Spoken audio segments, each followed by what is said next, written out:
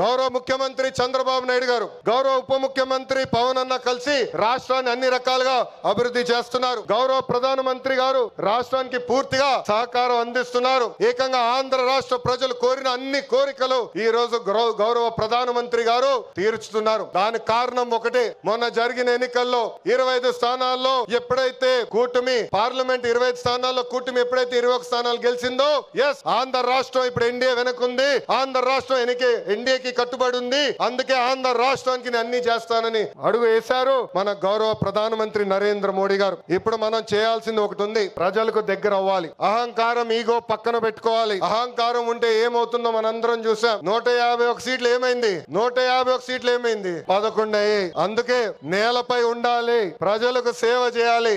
అధికారంలో ఉన్న ప్రతిపక్షంలో ఉన్నట్టు మనం అందరం వ్యవహరించాలి.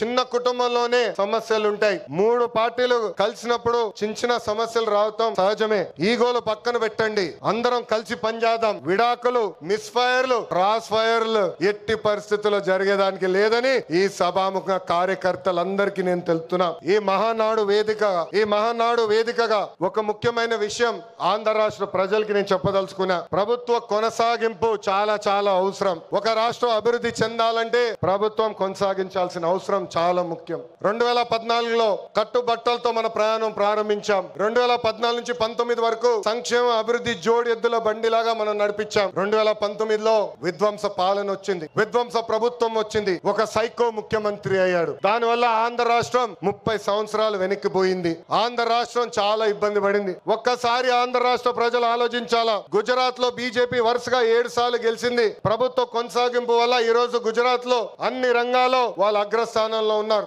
అంతెందుకు, మొన్నటి వరకు మన వెనకాల ఉన్న ఒరిస్సా రాష్ట్రంలో కూడా బిజు జనతా దళ్ వరుసగా 5 సార్లు గెలిచింది. ప్రభుత్వ కొనసాగింపు వల్ల వాళ్ళు కూడా కొన్ని రంగాల్లో ఆంధ్ర రాష్ట్రాన్ని దాటి ముందరికెళ్లే పరిస్థితి. ఉమ్మడి రాష్ట్రంలో తెలుగుదేశం పార్టీ ఒకసారి వరుసగా గెలిచింది. మనందరం చూసాం ఆనాడు ఆంధ్ర రాష్ట్రం ఎలా అభివృద్ధి చెందిందో. అందుకే ప్రభుత్వ కొనసాగింపు చాలా చాలా ముఖ్యం. దీని గురించి రాష్ట్ర ప్రజలు అందరికీ తెలియజేయాల్సిన బాధ్యత ప్రతి పసుపు సైనికుడి పైన ఉందని ఈ సభాముఖంగా కోరుకుంటున్నా. ప్రభుత్వ కొనసాగింపు ఉంటేనే పెట్టుబడులు వస్తాయి. పెట్టుబడులు వస్తేనే నిరుద్యోగ యువకులకి పెద్ద ఎత్తున ఉద్యోగాలు కల్పించే అవకాశం మనందరికి తక్కుతుంది.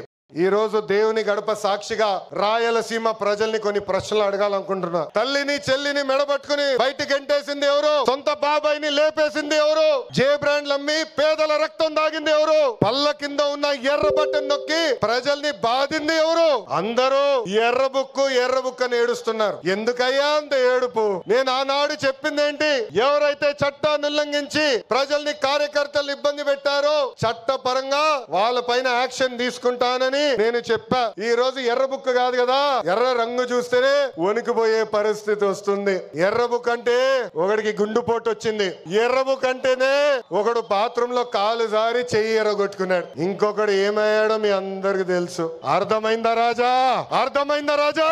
సమాజమే దేవాలయం, ప్రజలే దేవుళ్ళు అన్నారు అన్న ఎన్టీఆర్. అందుకే మనం 6 శాసనాలు ప్రకటించాం. తెలుగు జాతి విశ్వఖ్యాతి, స్త్రీ శక్తి, యువగలం, పేదల సేవల్లో సోషల్ రీఇంజినియరింగ్, అన్నదాతకు అండగా కార్యకర్తలే అధినేత. పాలిట్ బ్యూరో సభ్యుల దగ్గర నుంచి వేదికమైన పెద్దల దగ్గర నుంచి ఇక్కడున్న కార్యకర్తల వరకు ఈ 6 శాసనాలు మన శ్వాసగా బతకాలని ఈ సభాముఖంగా మిమ్మల్ని అందరినీ కోరుకుంటూ, మనకి ప్రజలు ముఖ్యం, వాళ్ళ ఆనందం వాళ్ళ సంతోషం ముఖ్యం. అహర్నిశలు కష్టపడాలా, వాళ్ళకి అందుబాటులో ఉండాలా. తిరిగి 2029లో మళ్ళీ కూటమి ప్రభుత్వాన్ని గెలిపించాలని ఈ సభాముఖంగా కార్యకర్తలందరూ తెలుపుకుంటూ, ఎప్పుడు మా ఇంటి తలుపు మీకోసం తెరుచుంటాయి. నేను మొన్నే చెప్పా, గ్రామ పార్టీలో ఏమైనా సమస్య ఉంటే మండల్ పార్టీని కలవాలి, మండల్ పార్టీలో సమస్య ఉంటే నియోజకవర్గ కమిటీని కలవాలి, వాళ్ళకి సమస్య ఉంటే ఏకంగా జిల్లా కమిటీ కలవాలి. వాళ్ళు కూడా సమస్య పరిష్కారం కాకపోతే ఎప్పుడు నవ్వుతున్నావు మన అధ్యక్షుల వారు పల్లా శ్రీనివాస్ గారిని కలవాలి.